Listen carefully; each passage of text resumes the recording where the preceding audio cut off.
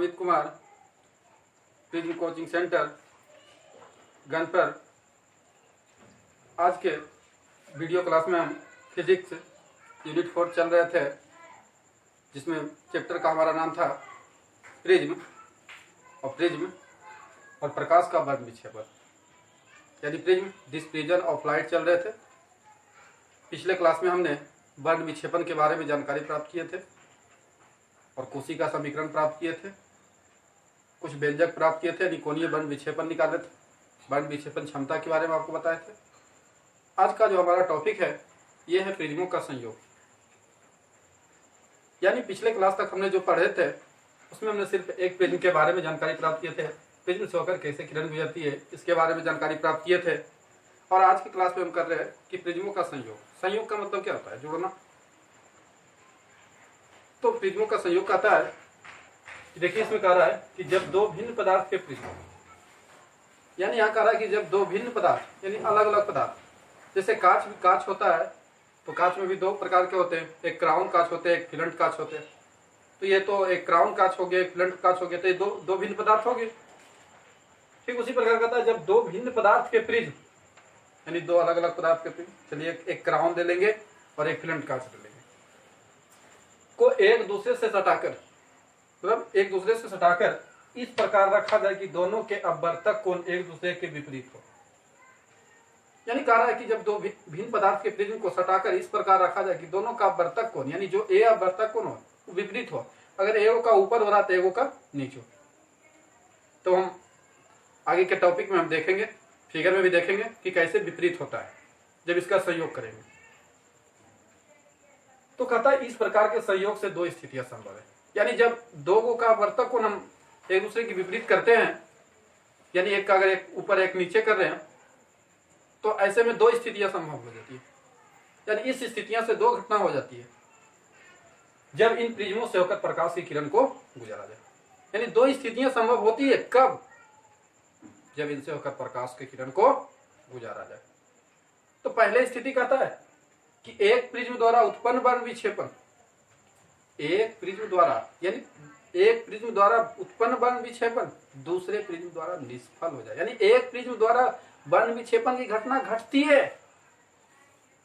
यानी सूर्य की लाइट जो है, व्हाइट लाइट जो है 7 रंगों में विभक्त होती है, लेकिन दूसरे प्रिज्म द्वारा निष्फल हो जाती है। यानी दूसरे प्रिज्म द्वारा वर्ण विक्षेपण की घटना नहीं घटती है, लेकिन विचलन होता है। तो विचलन हो तो दूसरे शब्दों में इसे वर्ण विक्षेपण रहित विचलन, यानी वर्ण विक्षेपण हो, वर्ण विक्षेपण रहित यानी वर्ण विक्षेपण दूसरे दिया नहीं हो लेकिन विचलन हो। यानी पहले प्रिज्म द्वारा उत्पन्न वर्ण विक्षेपण दूसरे प्रिज्म द्वारा निष्फल हो जाए, यानी दूसरे प्रिज्म से वर्ण विक्षेपण नहीं होती है। फिगर में हम देखेंगे तो स्पष्ट हो जाएगा आपको, लेकिन विचलन वहां होता है, यानी विचलन कोण वहां बनता है। तो इसे वर्ण विक्षेपण रहित विचलन कहा जाता है और तथा प्रिज्मों के ऐसे संयोग अवर्णक संयोग कहलाता है। और दूसरी कहती है कि एक प्रिज्म द्वारा उत्पन्न विचलन दूसरे प्रिज्म द्वारा, यानी उसमें वर्ण विक्षेपण हो लेकिन दूसरे द्वारा निष्फल हो जाए। इसमें कह रहा है एक प्रिज्म द्वारा उत्पन्न विचलन, यानी पहला प्रिज्म द्वारा अगर विचलन हो रहा है तो दूसरे प्रिज्म द्वारा निष्फल हो जाता है, नहीं होता है, लेकिन वर्ण विक्षेपण हो। बस अपोजिट है उसके। उसमें अगर कह रहा है कि वर्ण विक्षेपण हो तो दूसरे द्वारा निष्फल हो, लेकिन उसमें विचलन की घटना दूसरे द्वारा होती है। और इसमें कहता है कि पहले द्वारा उत्पन्न अगर विचलन हो रहा है तो दूसरे द्वारा बेकार हो जाता है, नहीं होता है, लेकिन वर्ण विक्षेपण होता है।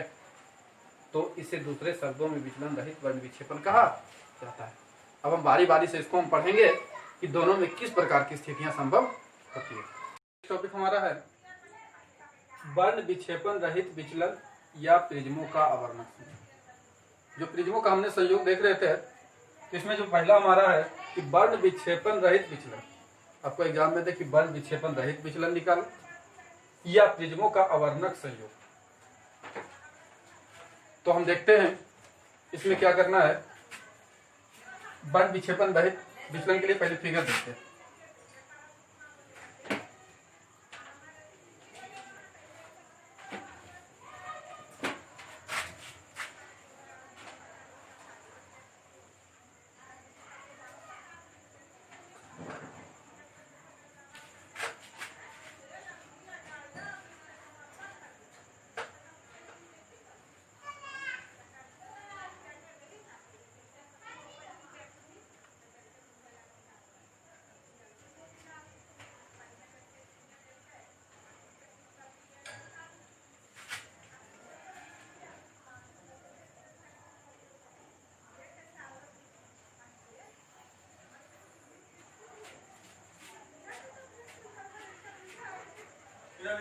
देखिए, वर्ण विषमता रहित विचलन या प्रिज्मों का वर्णन संयोग के लिए हमने शुरू में यह बताया आपको कि जब दो भिन्न पदार्थ के प्रिज्म लेते हैं, लेकिन उनके अपवर्तक कोण जो है, यानी दो भिन्न पदार्थ के प्रिज्म एक दूसरे को सटाकर इस प्रकार रखते हैं, यानी दो अलग अलग पदार्थ का प्रिज्म लेते हैं, एक ये हम रख लेते हैं कि ये फिलेंट कांच का हो गया, ये क्राउन हो गया, चलिए इसका नाम दे देते हैं, ये क्राउन कांच हो गया, और ये हमारा हो गया फिलेंट कांच। इसके अपवर्तक कोण हो गए ए, इसके अपवर्तक कोण हो गया ए डैश। तो हमने दो अलग अलग, क्योंकि इसमें परिभाषा में ही था कि जब दो भिन्न पदार्थ के प्रिज्म एक दूसरे से सटाकर, देखिए एक दूसरे से सटाकर रखे हुए, इस प्रकार रखे हुए हैं कि दोनों के अपवर्तक कोण एक दूसरे के विपरीत। तो देखिए इसके अपवर्तक कोण यहाँ है ए, तो इसके अपवर्तक कोण ए डैश विपरीत है, यानी जिस इधर आधार है तो इधर अपवर्तक कोण है, इसके इधर आधार है तो इधर अपवर्तक कोण। तो इस प्रकार के संयोग से का प्रिज्म होता है। तो यहाँ दो स्थिति तभी होती है जब इससे प्रकाश का किरण गुजारा जाए, अब हम प्रकाश का किरण गुजारते हैं। ये हमारा व्हाइट लाइट हो गया। इसमें कहता है कि व्हाइट लाइट कि एक प्रिज्म द्वारा उत्पन्न वर्ण विक्षेपण, यानी एक प्रिज्म द्वारा वर्ण विक्षेपण की घटना होती है।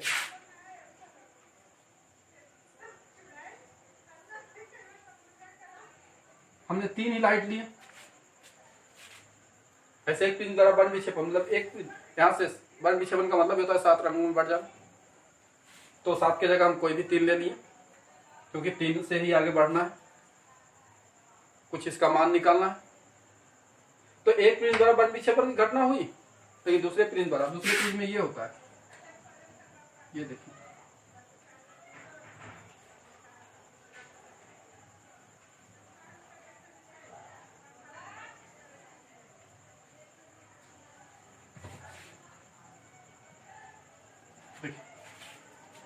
यही हो गया हमारा कि एक प्रिज्म द्वारा उत्पन्न वर्ण विक्षेपण,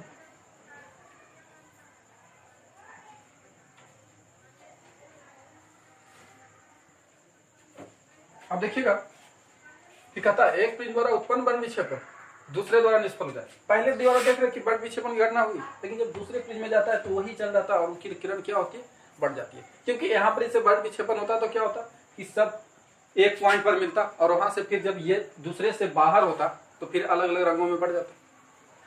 जैसे यहाँ पर व्हाइट लाइट वहां बढ़ गया, लेकिन यहाँ पर ये जो कलर जा रहा है वही निकला। तो पहली स्थिति में होता है, लेकिन क्या कहता है विचलन हो, यानी विचलन की घटना घटती है।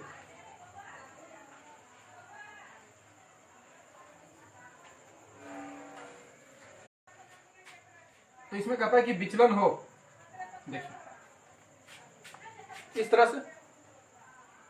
तो यहां पर क्या देख रहे हैं कि एक प्रिज्म द्वारा वर्ण विक्षेपण की घटना होती है, लेकिन दूसरे द्वारा निष्फल होती है, लेकिन विचलन की तो घटना घट रही है। विचलन हो, यहाँ बोल रहा है कि विचलन की घटना घट रही है। देख रहे हैं यहाँ पर इसे यहाँ कोण का मान बन रहा है, यहाँ से यहाँ कोण का मान बन रहा है, कोण का मान बन रहा है। तो ऐसे को कहा जाता है कि वर्ण विक्षेपण रहते, यदि वर्ण विक्षेपण ना हो दूसरे द्वारा, लेकिन विचलन हो तो प्रिज्मों का आवर्णक संयोग लाता है। अब चलते हैं, देखिए चित्र से क्राउन कांच के लिए, क्राउन कांच के लिए। तो क्राउन कांच में आप लोग जानते हैं निकाले थे कि विचलन डेल्टा आर का हमने मान निकाले थे, विचलन का मान। तो इसको निकालने के लिए म्यू बाई -1 अथी म्यू आर -1 इंटू ए। फिर इसमें हमने 3 किरण लिए, ये हमारा रेड हो गया, ये ऑरेंज हो गया, और ये वायलेट हो गया। रेड, ऑरेंज, वायलेट हो गया, रेड, ऑरेंज और वायलेट हो गया। अब देखिए तो एस आर का मान हो गया, क्योंकि हम बताए थे डेल्टा बराबर बताए थे आपको क्यों म्यू -1 इंटू ए, तो इसके अनुसार से आप कर सकते हैं म्यू आर इंटू ए। अब इसमें डेल्टा भी हो गया, तो डेल्टा भी या येलो हो गया, और सॉरी यहाँ ऑरेंज नहीं लेते बल्कि येलो लेते हैं, क्योंकि रेड हो गया ऊपर वाला किरण, और वायलेट हो गया हमारा नीचे वाला किरण, और येलो हो गया हमारा बीच वाला किरण। अब डेल्टा यहाँ बाई, तो यहाँ क्या हो जाएगा म्यू बाई माइनस 1 इंटू है, बस बाई का उपयोग, यहाँ भी तो म्यू भी माइनस 1 इंटू, ये हमारा क्या निकला क्राउन कांच के लिए विचलन निकला, इसका उपयोग करेंगे आगे। अब क्राउन कांच के लिए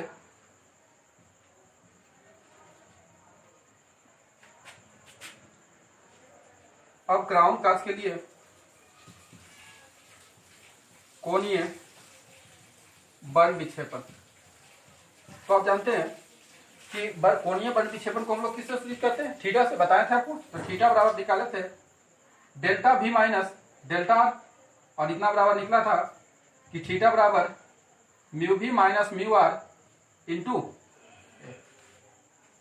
यही हमारा निकला था म्यू भी माइनस म्यू आर इंटू ए। अब देखिए म्यू भी माइनस म्यू आर इंटू हो गया। अब हम देखिए हम जानते हैं चूंकि ओमेगा बराबर यानी बर्ण विक्षेपण, यानी आप इसको बोल सकते हैं कि अब क्राउन कांच के लिए कोणीय बर्ण विक्षेपण या क्राउन द्वारा उत्पन्न बर्ण विक्षेपण, क्राउन कांच के लिए कोणीय बर्ण विक्षेपण, या आप इसको बोल सकते हैं कि क्राउन कांच द्वारा उत्पन्न कोणीय बर्ण विक्षेपण, या सिर्फ बर्ण विक्षेपण आप बोल सकते। तो कहता है थीटा बराबर ये डेल्टा भी माइनस डेल्टा, और इतना बराबर निकाल के हम आपको बताए थे पिछले टॉपिक में। अब देखिए ओमेगा बराबर यानी बर्ण विक्षेपण क्षमता बराबर तो होता है ओमेगा बराबर म्यू भी माइनस म्यू आर और बटा म्यू बाई माइनस 1, यही होता। अब इसको इधर ले आइए तो omega mu by minus 1 into mu भी माइनस म्यू आर।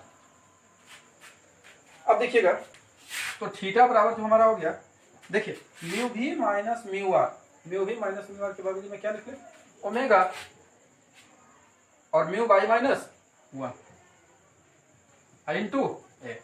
देखिए यहाँ है, देखिए हमारा तीनों का उपयोग हो गया म्यू आर माइनस 1, इससे ये आया था, ये भी उपयोग हो गया और ये भी, इसीलिए हमने 3 किरण ली।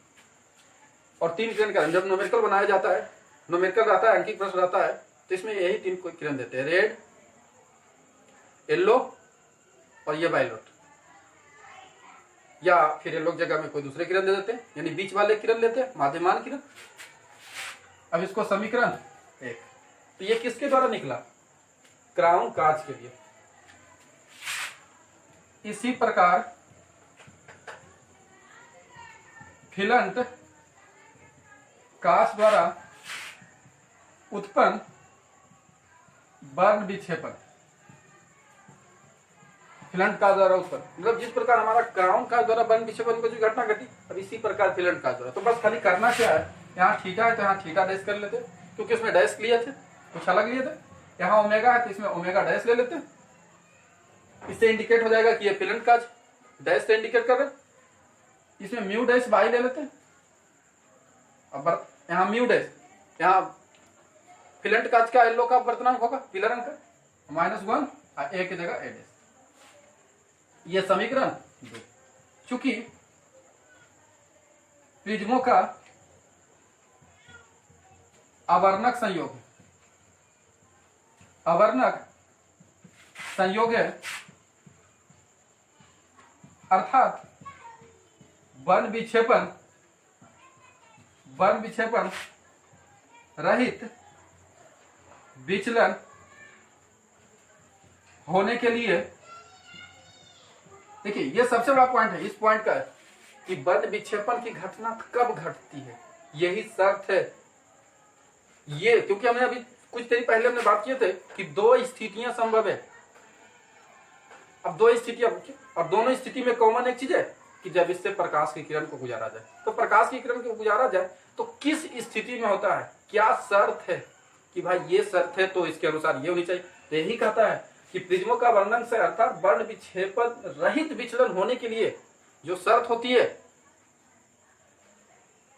जो ये बर्ण विक्षेपण, कोणीय जो बर्ण विक्षेपण निकाले हैं, इसका मान बराबर होना चाहिए लेकिन विपरीत होना चाहिए। ये है बर्ण विक्षेपण का शर्त, बहुत इंपॉर्टेंट पॉइंट कि वर्ण विक्षेपण रहित विचलन होने के लिए कोणीय वर्ण विक्षेपण का मान, यानी उत्पन्न जो वर्ण विक्षेपण का जो मान है क्राउन के द्वारा उत्पन्न वर्ण विक्षेपण यानी थीटा का मान और थीटा डैश का जो मान, दोनों का मान बराबर होना चाहिए, लेकिन निगेटिव दिशा कहने का मतलब है कि दोनों का चिन्ह अलग होना चाहिए। अर्थात उसको आप ऐसे भी बोल सकते हैं कि थीटा प्लस थीटा डैश बराबर 0, या दोनों का योग बराबर 0, या आप ऐसे भी बोल सकते हैं कि दोनों का योग बराबर 0, या आप ऐसे बोल सकते हैं ये प्लस में बढ़ जाएगा तो माइनस। तो देखिए वही पॉइंट पर आए हम कि दोनों का मान बराबर, लेकिन चिन्ह दोनों क्या है, अलग हो गया। या आप बोल सकते हैं कि दोनों का योग बराबर 0, ये ऑब्जेक्टिव में काम दे सकता है। अब हम आगे बढ़ते हैं। थीटा का मान हमारा क्या है, omega mu by minus 1 into a, और माइनस थीटा डैश का मान ये है omega dash mu dash by minus 1 into a dash. अब देखिए यहां से क्या करते हैं, ए है, ये ए डैश इधर ले आते हैं, तो ये ए डैश हो गया हमारा, यहां से हो गया ओमेगा डैश, ये इधर चला है ओमेगा, इधर बच रहा है ओमेगा डैश बाई, और इसके नीचे आ गया ये म्यू बाई माइनस 1। फिर से ये पॉइंट देखेंगे, ध्यान दीजिएगा, इसमें पॉइंट फिर से देखते हैं। ठीक आता है ओमेगा, ये गुणाम था, ये दोनों गुणाम इधर गया भागा, और ये एडेस गुणाम इधर आया तो भागा में। तो यहाँ ए माने हुआ अब क्राउन कांच का अपवर्तक कोण, एडेस का मतलब फिलेंट कांच का अपवर्तक कोण, ओमेगा डैश का मतलब हो गया कि फिलेंट कांच का कोणीय वर्ण विक्षेपण, वर्ण विक्षेपण क्षमता, और ये हो गया क्राउन का, मतलब जो डैश इंडिकेट कर रहा है वो फिलेंट, और जो बिना डैश इंडिकेट कर रहा है वो क्राउन। देखिए चलिए इसका समीकरण 3 रखते हैं इसका, क्योंकि क्वेश्चन में बोल रहा था कि वर्ण विक्षेपण हो, ये न्यूमेरिकल में काम देगा आपको, वर्ण विक्षेपण हो रहित विचलन, अधिक वर्ण विक्षेपण रहित विचलन, यानी विचलन यहाँ होती है, तो इसलिए इसमें निकालना पड़ेगा आपको कुल विचलन। अब हम निकाल रहे हैं कुल विचलन, तो d बराबर डेल्टा वाई और प्लस डेल्टा डैश। कुल विचलन निकालने के लिए उस कुल विचलन को d से सूचित करते हैं, और कुल विचलन निकालने के लिए डेल्टा वाई और प्लस डेल्टा, यानी फिलेंट के द्वारा क्राउन के द्वारा क्या होता है और फिलेंट के द्वारा क्या होता है। अब देखिए डेल्टा वाई की जगह आप लिख सकते हैं म्यू बाई माइनस 1 इंटू ए, इसके जगह लिख सकते हैं mu dash by minus 1 into a dash, dash का इंडिकेट करें। ध्यान दीजिएगा यहां से हम कुछ कॉमन निकाल रहे हैं, यहां से हम कॉमन क्या निकाल रहे हैं, mu by minus 1, mu by minus 1 हम कॉमन निकाल रहे हैं, जबकि यहां कॉमन नहीं होगा, लेकिन आप कोई भी संख्या से कॉमन निकाल सकते हैं। हम बता देते हैं म्यू बाई माइनस 1 है, म्यू डैश बाई है, तो कॉमन तो होगा नहीं, लेकिन सिर्फ हम म्यू बाई माइनस 1 कॉमन निकाल रहे। अब देखिए हम आपको बताते हैं, हम एक एग्जांपल लेते हैं, 2 और 3 से कॉमन निकालना है 2 को, तो बस करना क्या है, 2 के जगह हो जाएगा 1 और 3 बाई यहाँ हो जाएगा 2। अब देखिए इसको मल्टीपल करिए, 2 गुना 1 2 और द्वितीय 6 बाई 2, ये देखिए फिर से आ गया वही चीज, यानी जो कॉमन निकालना है अगर नहीं है तो हाँ जो कॉमन निकाले हो तो एक होबे करेगा, जहां नहीं है वहां भागाम हो जाता है। तो म्यू बाई माइनस 1 हमने अगर कॉमन निकाले हैं और साथ में ए भी कॉमन निकालते हैं, तो यहाँ क्या बच गया, कुल कॉमन यहाँ से हो गया, तो यहाँ तो एक बच गया, लेकिन यहाँ पर ही mu dash by minus 1 into a dash है, लेकिन इसके नीचे तो कुछ नहीं था, ये इसमें तो नहीं था, तो ये भागाम दे देंगे। कॉमन हमने क्या निकाले, म्यू बाई माइनस 1 इंटू ए। अब देखिएगा यहाँ ये गुना करते इतना तो यही हो जाएगा, और इसको जब गुना करेंगे तो कट जाएगा, इस तरह से हमने निकाले। अब देखिए म्यू बाई माइनस 1 इंटू ए हुआ। अब देखिए 1, अच्छा एक चीज गौर करिएगा, इससे आप गौर करिएगा, ये ओमेगा है, यहां ए डैश ऊपर ए नीचे, अगर इसको उलट देते हैं, ऊपर के नीचे नीचे को ऊपर कर देते हैं, तो ए डैश बटा ए हो जाएगा। यानी कहने का मतलब है, या आप यहां से मान भी दे सकते हैं, अगर जैसे हम ए डैश यहां ए बटे ए डैश है, तो इसको हम लिख सकते हैं ओमेगा, जिसे म्यू डैश बाई है, चलिए इसको हम आपको थोड़ा सा ये डिटेल कर देते हैं। ए बटे ए डैश है, यहाँ है omega dash omega mu dash by -1 और म्यू बाई -1। ओमेगा इधर ले आते हैं, ओमेगा डैश इधर आ गया, इसको इधर भेज दीजिए। ए डैश ऊपर ए नीचे, ऊपर बच गया म्यू डैश बाई -1 और नीचे हो गया म्यू बाई -1 और ये माइनस भी इधर ले आते हैं। अब देखिए ये ऊपर सेम है mu dash by A dash A mu dash, तो इतना और इतना लिख सकते हैं, यानी यहाँ लिख सकते हैं ओमेगा और नीचे में क्या है ओमेगा डैश। तो ये जो हमारा निकला, ये निकला कुल विचलन। ये हमारा टॉपिक यहाँ तक कंप्लीट हुआ, क्योंकि यहाँ तक टॉपिक तो हमारा था वर्ड विषय पर। अब हम दूसरे टॉपिक के लिए नेक्स्ट क्लास में चलते।